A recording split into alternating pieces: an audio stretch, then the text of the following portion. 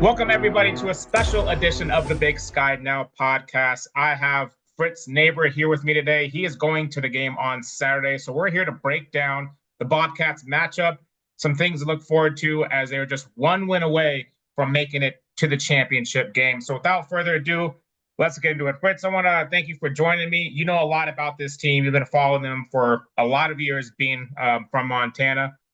What are you looking forward to in this matchup, and what do you think Montana needs to do to advance to that championship game?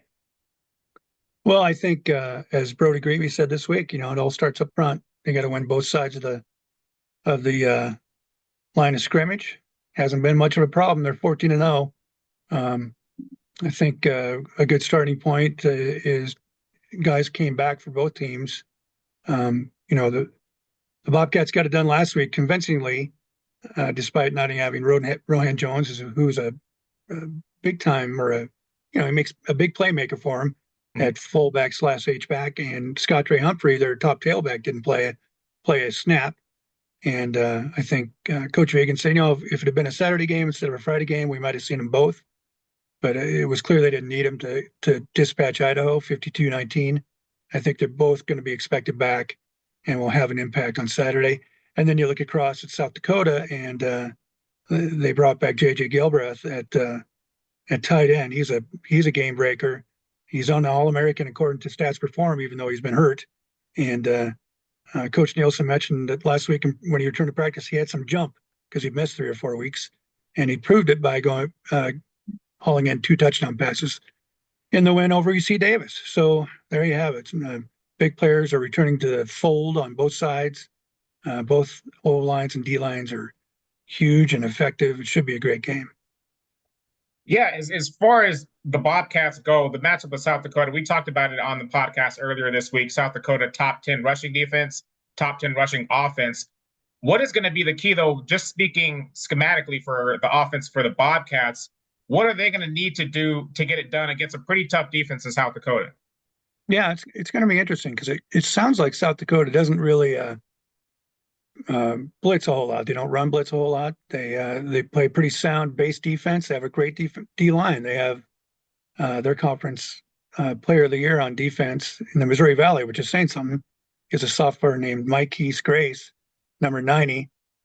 He's for real. And with those 4 guys, they seem to get it done up front and let the 3 linebackers just read and react. And it's just kind of interesting to see how a really good offensive line, which the Bobcats have, holds up against that. Then you add in the +1 running ability of touchdown Tommy Mellott, hopefully a healthy Scott Ray Humphrey, Adam Jones. So now all of a sudden South Dakota has its hands full too. And every offense like Montana State's is unique. I think they've played similar teams that Coyotes have in terms of +1 running with their quarterback, but the Bobcats just seem to figure out a way to wear people down, and all of a sudden somebody's out, sprung out for an 88-yard run, like we saw in the Bobcat game, or Malot's 63-yard scramble last week against Idaho. They're just hard to contain for 48 minutes or even for 24 minutes. Yeah, so I think that's always the key to a big game like this is who wins in the trenches. It's going to be a great O-line versus a great D-line, like you mentioned. Are there any specific player matchups that you're looking forward to that you think will be a big part of the game? Yeah, I'm interested to see how Mike Grace does. He's number 90 out of Cincinnati. He's for real. He has some great flow, some great hair, and the tackles for MSU, who are Cody Moore and Titan Fleshman. That's the matchup to watch. The Bobcats have an All-American guard as well, Marcus Ware. We'll have to see if he needs to help either one of those guys. He's a great player, and he mentioned number 90 this week in the lead up to the game. So it's going to be interesting to see how that D-line matches up, and particularly number 90, how much damage he can do just by himself. He's done a lot. He's got 9 sacks and 17 tackles for loss, and we'll see if he gets many of those on Saturday. Kind of diving deeper to the other side, South Dakota, what do you think is going to be the key for them to give Montana State their first loss of the season. What do you think is some of the things that they can expose on their side to get them to the championship final? Well, they've got a great offense themselves. The quarterback's more of a pocket guy, lefty. His dad played in the NFL. Bauman, Todd Bauman's his dad, played a little bit in the NFL after playing D2 ball. Um, they've got two great running backs, and there's been times when we've seen um, teams gash the Bobcats. Portland State ran the ball pretty effectively against them for a good part of their loss. They didn't win, but they ran the ball pretty well at times. And of course, as I mentioned in today's Interlake, they've got 2,000-yard rushers, Pierre Strong Jr. and this guy named Tice, who's just a load, runs upright, but people are hitting him low, and it doesn't seem to matter. He just steps right through at least the first tackle and keeps going. He averages 6 yards a carry. Strong's were 7 yards a carry. And if one's not finding room, then the other one does. So not many teams have been able to slow him down. South Dakota does have 2 losses, but Wisconsin, hello, going out into the Big Ten and losing, that's no crime. So, the Coyotes have to be able to run and be balanced. And if they're balanced, adding Galbraith to a solid receiving crew with a good, accurate quarterback, he's good downfield. That's a big task. If they can stay on schedule, as their coach often said this week, and avoid being out of schedule on their play calls, a lot of third and longs, then the Bobcats have a big challenge. Yeah, we've talked about it earlier throughout the season with the Big Sky Now podcast that Montana State is such a well-balanced team, and they get things done on offense and defense throughout the year, and that's why they're undefeated. We talked about how it's almost like Montana State has to beat themselves, right? They have to, the team has to turn the ball over a lot, or they have to have a spectacular performance. Do you think that's still the case with South Dakota, or do you think that South Dakota is one of the better teams that Montana State has played, and if they just are able to run the ball and stay balanced, like you mentioned, that'll be enough for South Dakota to compete? Well, I think we mentioned the battle up front. Turnovers play a role. If South Dakota turns the ball over 3 times like they did last week, they'll be in trouble. And they almost were in trouble against UC Davis. And, I just think, turnovers will play a role.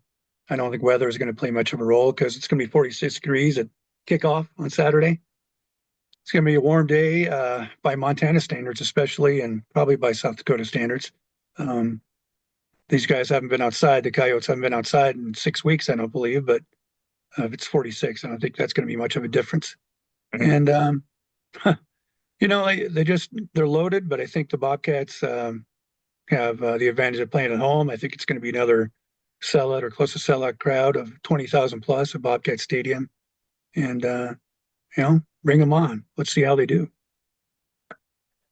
All right, I think we did a good job of covering the breakdown of what we're expecting. What are your final thoughts for this game? Do you have a prediction on the outcome? I know you gave us your picks earlier in this week, but do you have a score? Do you think it'll be close, or do you think Montana State will win pretty easily? What are your thoughts for how the game will turn out? I think if it's 10-10 in the second quarter like it was last week, it'll be a little tougher on the Bobcats. I think they'd like to start quick. I kind of get a feeling they will. I think they can win by 2 touchdowns, but no more than that.